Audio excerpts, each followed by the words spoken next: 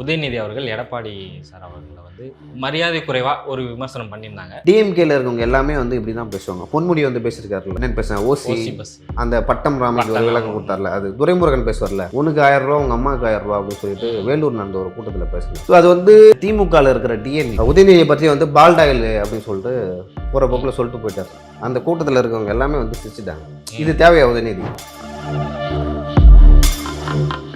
TVK கொடி வந்து அதிமுக கூட்டங்கள்ல பறக்குது. எடப்பாடி அவர்கள் பேசும்போது சொல்றாங்க இது வந்து கூட்டணிக்கான ஒரு பிள்ளையார் சொல்லி அப்படின்ற மாதிரி சொல்றாங்க. இதை எப்படி பாக்குறீங்க? இந்த கரூர் விவகாரத்திலே வந்து தமிழக வெற்றி கழகம் வந்து அதிமுக இல்லைனா பாஜகலாம் வச்சுங்களேன் நேரம் சிதைச்சிருப்பாங்க அந்த கட்சி. இப்போ எப்படி விமர்சனம் வைக்கிறாங்கன்னா இது வந்து எடப்பாடி அவர்களே செட் பண்ணி ஒரு 2 பேரை செட் பண்ணி இந்த எல்லா கூட்டங்கள்லயும் இந்த மாதிரி பறக்க வைக்கிறாங்க அந்த மாதிரி சொல்றாங்க. மாற்று கட்சிக்கு சப்போர்ட் பண்ணுறதா இருந்தால் வந்து கட்சி சார்பாக ஒரு அறிக்கை வரும். இல்லை புஜியானந்த் இருக்கார்ல, அவர் சார்பாக வந்திருக்கும், இல்லை ஆதவ் அர்ஜுன், இல்லை விஜய் பேரில் வந்தாச்சும் ஒரு அறிக்கை வந்திருக்கும், இல்லைனா ட்விட்டர்லாச்சும் போடுவாங்க அந்த மாதிரிலாம் யாரும் கோடி காட்டக்கூடாது அப்படின்னு சொல்லிட்டு. இது வரைக்கும் ஏன் வரல அப்படின்னா இந்த கட்சியே வந்து அந்த மாதிரியான ஒரு நிலைப்பாடு எதிர்காலத்தில் எடுக்க போகிறாங்க. கரூர் ஒரு பெரிய இஷ்யூவா போயிட்டு இருக்கு, இன்னைக்கு வரைக்கும் போயிட்டு இருக்கு. ஆனா காஞ்சிபுரத்துல இந்த காப் சிரப் குடிச்சு ஒரு 21 குழந்தைகள் வந்து இறந்துருக்கு. அதை பத்தி பெரிய விவாதங்களோ பெரிய நியூஸோ அப்படி எதுவுமே வரலையே. அதை பத்தி ஏன் விவாதம் பண்ணலன்னா அதுக்கு முன்னாடி வந்து திமுக அரசு இருக்கலாம், பணம் ஏதாவது வாங்கியிருக்கலாம். எஃப்டி பாலிடிக்ஸ் நேயர்களுக்கு வணக்கம். இன்னைக்கு நம்ம கூட பேசுறதுக்கு லியோ ஸ்டாலின் சார் தான் இருக்காங்க. வாங்க பேசுறோம் சார். வணக்கம். முந்தா நேத்து வந்து உதயநிதி அவர்கள் எடப்பாடி சார் அவர்களை வந்து மரியாதை குறைவா ஒரு விமர்சனம் பண்ணியிருந்தாங்க. அதன் பதிலடியாக எடப்பாடி அவர்கள் பால் டாயில் அப்படின்ற மாதிரி ஒரு விமர்சனத்தை வச்சிருக்காரு. இந்த அளவுக்கு நம்ம இறங்கி போய் விமர்சனம் பண்ணணுமா? இல்லை, ஒருவர் வந்து கட்சியில் வந்து படிப்படியாக வளர்ந்தார். இப்போ எடப்பாடி பழனிசாமி அவர்கள் வந்து கிளைக்கழக செயலாளராக இருந்தார், தொண்டராக இருந்து கிளைக்கழக செயலாளர், படிப்படியாக வந்து அதிமுகவுக்கு வந்தார். இப்போ இன்னைக்கு பொதுச் செயலாளராக இருக்கார். அதே போல் செல்வி ஜெயலலிதா அவர்களும் வந்து அந்த மாதிரி தான் கட்சியில் வந்து சிறு சிறு பதவிகள் இருந்து அப்புறம் தானாக பொதுச் செயலாளர் ஆனாங்க. ஸ்டாலின் அவர்களே, உதயநிதி அவரோட தந்தை ஸ்டாலின் அவர்களே வந்து எடுத்தோடனே வந்து முதலமைச்சராகலாம் ஆகலை. அவர் வந்து அவர் தந்தையோட பயணித்தார். அப்புறம் மீசாவில் தெரியும் எமர்ஜென்சி டைமில் வந்து சிறைக்கு போனார். அவருக்குமே ஒரு 40-50 வருட கால வந்து அரசியல் பயணம் இருக்குது. நான் சொன்ன இந்த நீண்ட பயணம் வந்து அரசியலில் யாரெல்லாம் மேற்கொண்டாங்களோ அவங்கெல்லாம் வந்து பொதுவெளியில் வந்து ரொம்ப நாகரிகமாக பேசுவாங்க. ஆனால் உதயநிதி அவர்களுக்கு வந்து பெரியதாக வந்து அந்த மாதிரியான அனுபவம் இல்லை. அவருக்கு என்னென்னா சினிமாவில் நடிச்சுட்டு அரசியலும் சினிமா தான் சொல்லிட்டு சந்தானம் கூட நடிக்கிறப்ப பேசுவார்ல, அந்த மாதிரி வந்து அரசியலுக்கும் வந்து உதயநிதி அவர்கள் வந்து பேசிகிட்டு இருக்கார். நீங்கள் தொடர்ந்து பார்த்தீங்கன்னா சசிகலா அவர்கள் வந்து காலில் விழுந்து வந்து ஆசீர்வாதம் வாங்கினார் எடப்பாடி பழனிசாமி. அதையே வந்து தவறாக விமர்சனம் செய்தார். அதுக்கே பல கண்டனங்கள் வந்து அவருக்கு எதிராக வந்தது. 2024 நாடாளுமன்ற தேர்தலில் எடப்பாடி பழனிசாமியை இதே மாதிரியே வந்து மிக கடுமையாக கீழ்த்தரமாக வந்து விமர்சனம் செய்தார் உதயநிதி ஸ்டாலின். அதற்கும் வந்து மிகப்பெரிய விமர்சனம் வந்தது. அதுக்கப்புறம் அதை வந்து பின்வாங்கிட்டார். இப்படி தொடர்ந்து உதயநிதி அவர்கள் பேசுவதற்கு காரணம் என்னென்னா அவருக்கு வந்து அரசியல் அனுபவம் இல்லை, ஒன்று வந்து அரசியல் தெரியல. அவங்க சொல்கிறாங்கல்ல விஜய் ரசிகர்களுக்கு கொள்கை தெரியும்னு, கொள்கைன்னா என்னன்னே தெரியல. அது வந்து உதயநிதிக்கும் கொள்கைன்னா என்னன்னு தெரியாது. அதே போல் பெரிதாக வந்து அவர் எதையுமே படிக்கிறது இல்லை. படித்தா வந்து கொள்கைன்னா என்ன, அரசியலில் வந்து நம்ம எப்படி பேசணும், எப்படி நடந்துக்கணும் அப்படின்னு சொல்லிட்டு அவர் சொல்லுவார். ஏன்னா கிட்டத்தட்ட அவங்க அப்பா வயது கிட்ட தான் எடப்பாடி பழனிசாமி அவர்களுக்கும். ஸ்டாலின் அவர்களை வந்து உதயநிதி இப்படி பேசுவாரா? ஓகேங்களா? சரி, எடப்பாடி அவர்களுக்கு வந்து 1000 விமர்சனம் இருக்குது. ஓகேங்களா? அவர் வந்து அவருக்கு ஆளுமை இல்லைன்னு நீங்கள் சொல்லலாம், அவருக்கு வந்து கட்சி நடத்துதல்னு சொல்லலாம், அவருக்கு வந்து முதலமைச்சர் பதவிக்கு வந்து தகுதி, நீங்கள் இந்த மாதிரியான வார்த்தைகள்லாம் பயன்படுத்தலாம். சரி, இது ஏதாவது ஒரு இடத்துல வந்து முற்றுப்புள்ளி வைக்கணும் அப்படின்னு சொல்லிட்டு எடப்பாடி பழனிசாமியும் வந்து நிறைய இடங்களில் வந்து கொஞ்சம் பக்குவமாக நடந்துக்கிட்டார். ஆமாம், நான் சசிகலா காலில் வந்து விழுந்தேன். ஏன் விழுந்தேன்னா என்னோட அவங்க வயசில் பெரியவங்க, அவர்கிட்ட நான் ஆசீர்வாதம் வாங்கினேன், இதில் என்ன தவறு இருக்குது அப்படின்னு சொல்லிட்டு சொன்னார். ஆர் ராசாவும் ஒரு டைம் அப்படி பேசினார் தெரியுங்களா? 2021 எலெக்ஷனில் வந்து எடப்பாடி பழனிசாமி அவரோட அம்மாவை பற்றி வந்து ஏதோ தவறாக பேசிட்டாரு. ஸோ அதுக்குமே வந்து ஒரு பெரிய விமர்சனங்கள் வந்தது. திமுகவில் இருக்கிற டிஎம்கேல இருக்கவங்க எல்லாமே வந்து இப்படி தான் பேசுவாங்க. பொன்முடி வந்து பேசியிருக்காருல்ல, என்னன்னு பேசுறேன், ஓசி அந்த பட்டம் ராமைக்கு ஒரு விளக்கம் கொடுத்தார்ல, அது துரைமுருகன் பேசுவார்ல, உனக்கு 1000 ரூபா உங்க அம்மாவுக்கு 1000 ரூபா அப்படின்னு சொல்லிட்டு வேலூர் நடந்த ஒரு கூட்டத்தில் பேசினார். சிவாஜி கிருஷ்ணமூர்த்தி அந்த மாதிரி வந்து எங்கெல்லாம் போறாரோ அங்கெல்லாம் பேசுவார்.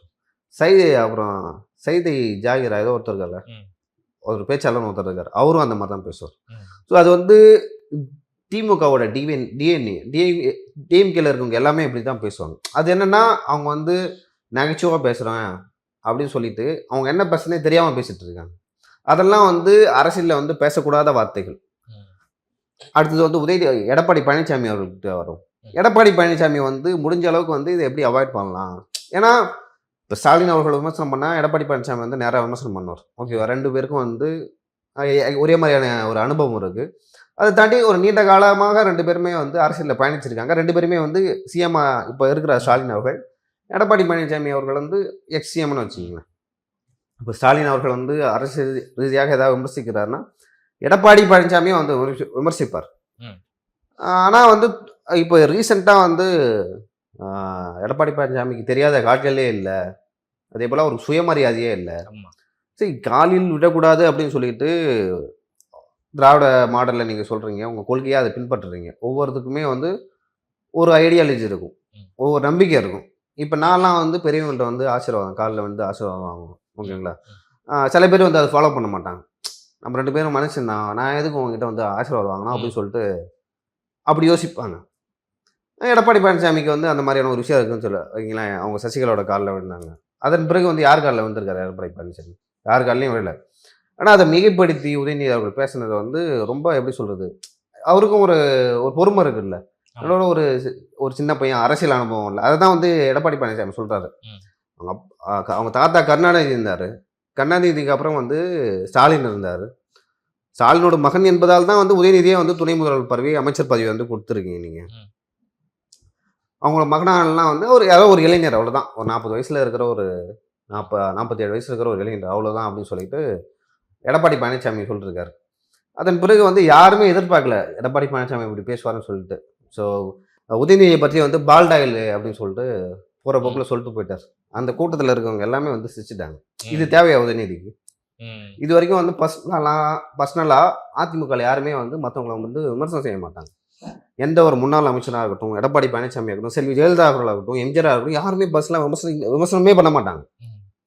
சரி, எடப்பாடி பழனிசாமி வந்து பொறுத்து பார்த்தாரு. ஏன்னா இது தொடர்ந்து நடந்துக்கிட்டே இருக்கு. சரி, இதுக்கு ஒரு முற்றுப்புள்ளி வைக்கணும் அப்படின்னு சொல்லிட்டு அப்படி பேசதான் நான் பார்க்குறேன்.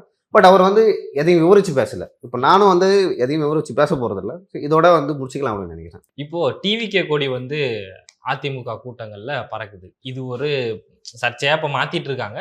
எடப்பாடி அவர்கள் பேசும்போது சொல்கிறாங்க, இது வந்து கூட்டணிக்கான ஒரு பிள்ளையார் சொல்லி அப்படின்ற மாதிரி சொல்கிறாங்க. இதை எப்படி பார்க்குறீங்க? இல்லை, ஆக்சுவலாக ஒரு 3 கூட்டங்களுக்கு முன்னாடியே அதுக்கு முன்னாடி வந்து அந்த கரூர் விவகாரத்தில் வந்து எடப்பாடி பழனிசாமி வந்து டிவிகே தரப்புலேருந்து யாரும் கேட்கவே இல்லை. அவர் போய் முந்தி கொண்டு இது வந்து ஆளும் அரசோட தவறு, காவல்துறையோட தவறுன்னு சொல்லிட்டு சொன்னார்.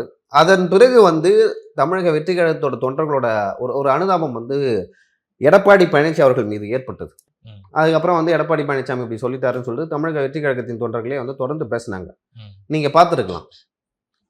இப்போ வந்து கொடிக்காரதுக்கான காரணம் என்னன்னா, தனியாக வந்து நின்றால் நம்மளால் வெற்றி பெற முடியாது அப்படின்னு சொல்லிட்டு தமிழக வெற்றி கழக தொண்டர்கள் நினைக்கலாம். இல்லைனா வந்து அவங்க வந்து எடப்பாடி பழனிசாமிக்கு ஆதரவு தெரிவிக்கலாம். இதை தாண்டி வந்து இந்த கரூர் விவகாரத்திலே வந்து தமிழக வெற்றி கழகம் வந்து அதிமுக இல்லைனா பாஜக இல்லைன்னா வச்சுங்களேன், நேரம் சிதைச்சிருப்பாங்க அந்த கட்சியை. டிவிகேவை அவர்கள் தான் வந்து ஒரு கட்டத்தில் வந்து இல்லை இது வந்து காவல்துறை தவறு, ஆளும் அரசோட தவறு, அங்கேருந்து டெல்லியிலேருந்து ஒரு குழு வந்துச்சுல்ல, அதுவுமே வந்து தமிழக வெற்றி கழகத்துக்கு ஆதரவான ஒரு நிலைப்பாடு தான் எடுத்தாங்க. இது நீங்கள் வந்து பிளான் பண்ணலை, காவல்துறையை அனுமதி கொடுத்ததுன்னா அந்த எம்பி குழுவிலையும் பேசினாங்க. ஓகேங்களா, இதெல்லாம் வந்து எதை காட்டுனா 2026 தேர்தலுக்கு வந்து நான் அவங்க கூட கூட்டணி வைக்கிறதுக்கு ரெடியாக இருக்கேன்னு சொல்லிட்டு அதிமுகவும் பாஜகவும் மறைமுகமாக சொல்கிறாங்க. அதை வந்து தொண்டர்கள் வெளிப்படுத்துகிறாங்க. அதை வந்து எடப்பாடி பழனிசாமி அவர்கள் வந்து புளியார் சூழல் போட்ட மாதிரி அப்படின்னு சொல்லிட்டுனா பேச்சுவார்த்தை நடந்துட்டு இருக்கு அப்படிதான் நம்ம எடுத்துக்க முடியும் நான் நினைக்கிறேன். அதை தாண்டி வந்து நான் இதை எப்படி பார்க்கறேன்னா, எந்த ஒரு விஷயம் இந்த மாதிரி வந்து மாற்று கட்சிக்கு சப்போர்ட் பண்ணுறதா இருந்தால் வந்து கட்சி சார்பாக ஒரு அறிக்கை வரும். ஆனால் புஜி ஆனந்த் இருக்கார்ல, அவர் சார்பாக வந்திருக்கும், இல்லை ஆதவ் அர்ஜுன், இல்லை விஜய் பேரில் வேணாச்சும் ஒரு அறிக்கை வந்திருக்கும், இல்லைனா ட்விட்டர்லாச்சும் போடுவாங்க அந்த மாதிரிலாம் யாரும் கொடி காட்டக்கூடாது அப்படின்னு சொல்லிட்டு. இது வரைக்கும் ஏன் வரல அப்படின்னா, இந்த கட்சியே வந்து அந்த மாதிரியான ஒரு நிலைப்பாடு எதிர்காலத்தில் எடுக்க போகிறாங்க அப்படின்னு சொல்லிட்டு நம்ம எடுத்துக்கலாம். இப்போ அதிமுகலேருந்து இல்லை வேற ஒரு விசிகேலேருந்து போய் அதிமுகவில் வந்து ஒரு கொடி காட்டுறாங்கன்னு வச்சுங்களேன், அப்போ வந்து விசிகேலேருந்து சொல்லுவாங்க அந்த மாதிரிலாம் எதுவுமே இல்லை, தொண்டர்கள் யாரும் போகக்கூடாது அப்படின்னு சொல்லிட்டு திருமாவளவன் அவர்களும் மற்றவங்க யாரும் சொல்லுவாங்கன்னு வச்சுங்க. தமிழக வெற்றி கழகத்துல தான் அப்படி சொல்லுவாங்க. சொல்லாததுக்கு காரணம் வந்து நான் இதுவாக தான் இருக்கும், கூட்டணி எதிர்காலத்தில் இருக்கும் அப்படின்னு நான் நினைக்கிறேன். ஆனா வந்து இப்போ எப்படி விமர்சனம் வைக்கிறாங்கன்னா, இது வந்து எடப்பாடி அவர்களே செட் பண்ணி ஒரு 2 பேரை செட் பண்ணி இந்த எல்லா கூட்டங்கள்லயும் இந்த மாதிரி பறக்க வைக்கிறாங்க. அந்த மாதிரி சொல்றாங்களா? அதை எப்படி பார்க்குறீங்க? இல்லை நான் வந்து அதான் அதுக்குமே வந்து நீங்கள் ஒரு அந்த மாவட்டம் சரி விஜய் அவர்களோ கொடுக்கல, ஆதவர்ஜனும் கொடுக்கல, அந்த மாவட்ட நிர்வாகம் சொல்லணும்ல. ம். வந்தவங்க வந்து எங்கள் தொண்டரே கிடையாது, ம். எங்களுக்கும் அவங்களுக்கும் சம்மந்தம் இல்லை, ம். அவங்க யாரோ, எதிர்காலத்தில் இந்த மாதிரி வந்து யாரும் பண்ணக்கூடாது அப்படின்னு சொல்லிட்டு அந்த மாவட்ட நிர்வாகம்னாச்சும் சொல்லலாம். அந்த மாவட்ட நிர்வாகம் கூட சொல்லல. ம். ஸோ அதனால தான் நம்மளுக்கு வந்து ஒரு சந்தேகம் வருது. ஒரு வேளை வந்து தமிழக வெற்றி கழகமே தலைமையே வந்து இந்த மாதிரி விஷயங்களை வந்து ஆதரிக்குதா அப்படின்னு சொல்லிட்டு. இப்போ கரூர் ஒரு பெரிய இஷ்யூவா போயிட்டு இருக்கு. இன்னைக்கு வரைக்கும் போயிட்டு இருக்கு. ஆனா காஞ்சிபுரத்துல அந்த காப் சிரப் குடிச்சு ஒரு 21 குழந்தைகள் வந்து இறந்திருக்கு. அத பத்தி பெரிய விவாதங்களோ, பெரிய நியூஸோ அப்படி எதுவுமே வரலையே. ஏன்னா நடந்தது வந்து யூபிலையும் வெளி ம். மாநிலத்தில் நடந்தது. ம். குறிப்பாக வந்து யூபியில் நடந்ததுன்னு ம். நினைக்கிறேன். ஆனா கம்பெனி காஞ்சிபுரத்துல தானே இருக்கு. கம்பெனி காஞ்சிபுரத்தில் தான் இருக்குது. அது ஓனர் வந்து யாரோட ஆதரவாளர் அதெல்லாம் எனக்கு தெரியல. ம். நான் கேள்விப்பட்ட நியூஸ் வரைக்கும் வந்து யூபியில் வந்து இந்த மாதிரி குழந்தைங்களுக்கு வந்து உடம்பு சரியில்லைன்னு சொல்லிட்டு மருத்துவமனைக்கு கொண்டு போகிறாங்க. ம். கொண்டு வரும்பொழுது அங்கே இருக்கிற டாக்டர்ஸ் வந்து ஒரு சிறப்பை எழுதி கொடுக்குறாங்க. எழுதி கொடுத்தோடனே நார்மலான அது ஜுரம் தான் விட்டு அப்படியே மாத்திரை எதுவும் எடுக்காமல் இருந்தாவே சரியாக இருக்கும். ம். எழுதி கொடுத்தோடனே அதை அந்த டானிக்கை வந்து அவங்க யூஸ் பண்ணுறாங்க குழந்தைகள். எல்லாமே வந்து மர்மமான முறையில் வந்து இறக்குறாங்க. ம். ஏன் தொடர்ந்து எல்லாம் இறக்குறாங்க? எல்லாம் தொடர்ந்து என்ன நினச்சாங்க, இது வந்து ஒரு காய்ச்சல், ம். மர்ம காய்ச்சல் அந்த மாதிரி தான் நினைக்கிறாங்க. ஆனால் போஸ்ட்மார்ட்டம் ரிப்போர்ட் என்ன காட்டுதுன்னா, அந்த சிரப்பில் வந்து ஏதோ ஒரு வேதிப்பொருள் இருக்குது, ம். அந்த வேதிப்பொருளால் தான் வந்து அவர்கள் இறந்தார்கள் அப்படின்னு சொல்லிட்டு வருது. அப்புறம் யூபியில் இருக்கிற ஒரு சுற்றறிக்கை போகுது. எல்லா மெடிக்கல்லையும் வந்து அந்த மருந்தை வந்து விற்பனை செய்யாதீங்கன்னு சொல்லிட்டு ம். சொல்லியிருக்காங்க. சொன்ன உடனே அந்த மருந்து வந்து வேறு மாநிலத்துக்கும் வந்து இந்த மாதிரி ஒரு சுற்றறிக்கை போகுது, வேற எங்கேயுமே இதை பயன்படுத்தக்கூடாது அப்படின்னு சொல்லிட்டு. அப்புறம் வந்து அந்த லாட் இருக்குல்ல, ஏன்னா ஒவ்வொரு மருந்துக்குமே ஒவ்வொரு லாட் இருக்கும். இப்போ இதை நான் ப்ரொடியூஸ் பண்ணுறோம் அப்படின்னு சொல்லிட்டு. இப்போ அந்த நம்பரில் இருக்கிற லாட் நம்பர் இருக்கிற அந்த சிரப்லாம் வந்து யாருமே குடிக்காதீங்க அப்படின்னு சொல்லிட்டு சொல்லப்பட்டது. சொல்லப்பட்ட உடனே தமிழ்நாட்டுக்கும் வந்து, ஏன்னா தமிழ்நாட்டில் வந்து அந்த சிரப் வந்து விற்பனை செய்யப்படுவதில்லை அப்படின்னு சொல்லிட்டு சொல்கிறாங்க. ம். ஸோ அதோட கம்பெனி வந்து இங்கே தான் இருக்குது, சென்னையில் தான் இருக்குது. சாரி, சென்னைக்கு அருகிலுள்ள காஞ்சிபுரத்தில் இருக்குது. காஞ்சிபுரத்தில் இருந்தோடனே இங்கே இருக்கிற அரசு வந்து கொஞ்சம் முன்கூட்டியே வந்து அங்கே சுற்றறிக்கையை வந்து அனுப்பிச்சிருக்கணும். அப்படி இல்லைன்னா வந்து பொது அறிவிப்பாக எழுதிட்டு இருக்கணும். ம். ஏன் வெறியில்லை அப்படின்னு சொல்லிட்டு அங்கே இருக்கிற வட மாநிலங்களில் இருக்கிற மீடியாக்கள் எப்படி இதை போர்ட்ரேட் பண்ணுறாங்கன்னா, தமிழ்நாட்டு சிறப்பு கம்பெனி வந்து இங்கே கொடுத்து கொண்டுட்டாங்க அந்த மாதிரி போர்ட்ரேட் பண்ணுறாங்க. இப்போ இந்த ஆலைக்கும் வந்து சீலை வச்சுட்டாங்க. அதே போல் அவரையும் கைது பண்ணிட்டாங்க. கோடம்பாக்கத்தில் இருந்து இருந்தார் போல் அவர். எனக்கு தெரிஞ்சு யூபியோட போலீஸ் தான் வந்து அவரை கைது பண்ணுது. அதை பற்றி ஏன் விவாதம் பண்ணலன்னா, லைக் அது வந்து எப்படி சொல்கிறது, அதுக்கு முன்னாடி வந்து திமுக அரசு இருக்கலாம், இந்த அரசு வந்து ஏதாவது வந்து லைக் பணம் ஏதாவது வாங்கியிருக்கலாம். ஸோ இந்த மாதிரியான விஷயங்கள்லாம் வந்து ஏதாவது நடந்திருக்கலாம் பின்னாடி. காலத்தில் வந்து அந்த தொழிற்சாலை வந்து செயல்படாது, அந்த மருந்து கம்பெனியும் செயல்படாதுன்னு சொல்கிறாங்க. ஸோ இது குறித்து வந்து மேலும் விசாரணை நடத்தப்படும் அப்படின்னு தான் நினைக்கிறேன். பொறுத்திருந்து பார்க்கலான்னு இருக்குது அந்த விஷயத்தை. ஆனால் இது வந்து இந்த இஷ்யூ வந்து வட மாநிலத்தில் நடந்துருச்சு அப்படின்னாலும் கம்பெனி வந்து தமிழ்நாட்டில் தான் இருக்குது. ஆனால் இதை இப்போ எல்லாத்துக்குமே இப்போ 40 பேர் இறந்துட்டாங்க கரூரில் அப்படின்னா ஸ்டான்லின்லேருந்து எல்லாருமே போய் பார்க்குறாங்கல்ல. அந்த மாதிரியான நடவடிக்கை அந்த கம்பெனி மேலே எதுவுமே இல்லையே, அந்த டவுட் வருது இல்லை. அது நடக்கும்போதே டக்குன்னு என்ன பண்ணுறாங்க, விஜய் அவர்கள் வந்து அனுமதி கேட்ட அந்த இதை வந்து லீக் பண்ணுறாங்க. லீக் பண்ணி டிபேட் வந்து இந்த சைடு திருப்புறாங்க. இது எப்படி பார்க்குறீங்க? இல்லை, அது எப்படி பார்க்குறதுனா, திமுக பொறுத்த வரைக்கும் எப்படின்னா, ஊரில் வந்து 1000 பஞ்சாயத்து நடக்கும். எந்த பஞ்சாயத்தில் வந்து தங்களுக்கு ஆதாயம் கிடைக்குதோ அங்கே தான் போய் திமுக நிற்பாங்க. இப்போ அதிமுக எதிர்கட்சியாக இருக்கும்பொழுது எங்கே போய் ஒரு போராட்டம் நடந்தாலும் சரி, ஒரு இறப்பு நடந்தாலும் சரி, அங்கே போய் நின்றுவாங்க. சுஜித்னு ஒரு பையன் ஆழ்துளை கிணத்துல கொண்டு இறந்தா தெரியுங்களா, அது ஒரு விபத்து. அது வந்து தவறெல்லாம் நடைபெற்றது. அது வந்து நடக்கக்கூடாத ஒரு விஷயம். ஆனால் அதை பெரிய பூமாக்கி 3 நாள் லைவ் போட்டாங்க தமிழ்நாட்டில், தெரியல உங்களுக்கு? ஓகேங்களா?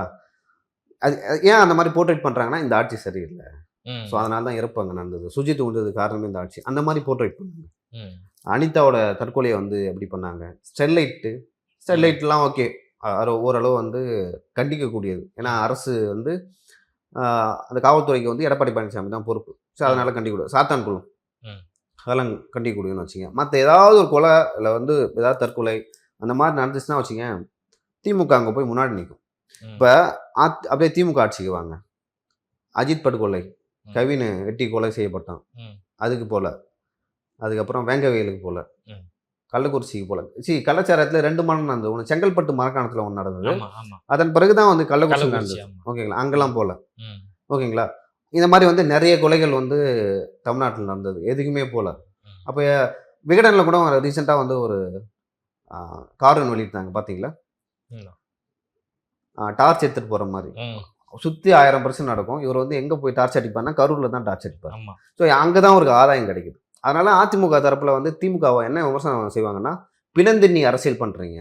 ம் ஸோ அந்த மாதிரி ஏன்னா நீங்கள் அதிமுக நிர்வாகிகளாம் ஆகட்டும், தலைவராகட்டும், அந்த மாதிரிலாம் நேராக போய் நிற்க மாட்டாங்க செத்தவங்க வீட்டில். ம் ம் ம் ஏற்கனவே வந்து அவங்க வந்து இழந்த துக்கத்தில் இருக்காங்க, வருத்தத்தில் இருக்காங்க. அங்கே போயிட்டு நம்ம அரசியல் செய்யக்கூடாது அப்படின்னு சொல்லிட்டு கண்ணியமாக நடந்திருப்பாங்க. நான் நிறைய விஷயங்களை பார்த்துருக்கேன், கேட்டிருக்கேன் அவங்ககிட்ட.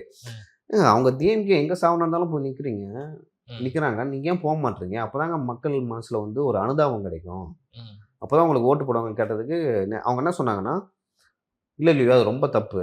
ம் சரி, அவங்களே வந்து அவங்க இழந்த துக்கத்தில் இருக்காங்க.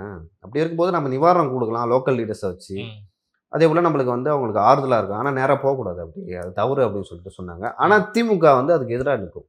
ம் ஸோ அதுதான் வந்து இந்த விஷயத்தையும் காட்டுது அப்படின்னு. பொறுத்திருந்து பார்ப்போம் தமிழக அரசியல் களத்துல என்னென்ன நடக்குது அப்படின்னு. உங்க நேரத்துக்கும் உங்க பதிலுக்கும் ரொம்ப நன்றி.